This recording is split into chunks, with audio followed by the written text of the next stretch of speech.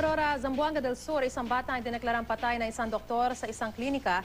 Kaya laking gulat ng kanyang pamilya nang biglang gumalaw at nagkapulso ang bata ng papamisahan na nila bagong libing. May news to go si Victoria Tulad.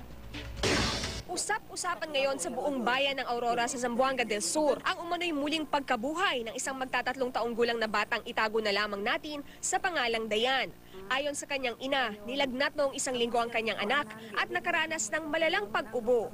Dinala raw nila ito sa Lagari Clinic sa naturang bayan. Pero pagsapit ng Biyernes, lumala daw ang kalagayan ng bata hanggang sa bawian ito ng buhay. Idineklara ng doktor na patay na ang bata. Hindi na binanggit ng ina ni Dayan ang detalye ng sakit nito. Dinala ang labi ng bata sa kanilang bahay at inilagay sa isang kabaong. At pinaglamayan nitong Sabado, dinala sa simbahan ang labi ni Dayan para sa isang misa bago ang libing.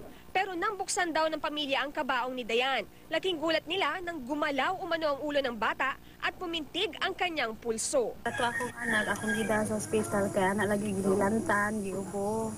Unya, among bikuan dito, gitabang sa mga doktor, ningon ang doktor nga kuan kanang wa na kuno tinabuhi. Dahil dito muling dinala ang bata sa Lagari Clinic. Pero iginiit daw ng doktor na patay na ang bata. Patay na ni siya, di among gida sa kuan simbahan. Kaya among dalagin din siya ng dubong.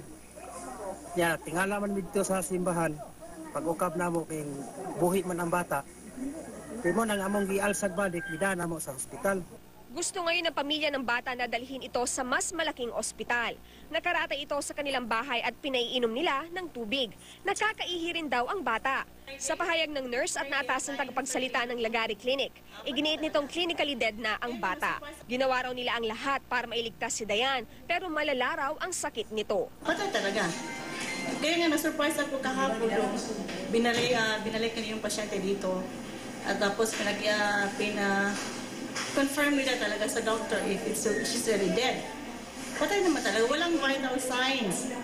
Sa ngayon, wala pang ibang ulat tungkol sa kondisyon ng bata. Wala pa ring reaksyon hinggil dito ang health office ng naturang bayan. Victoria Tulad, GMA News.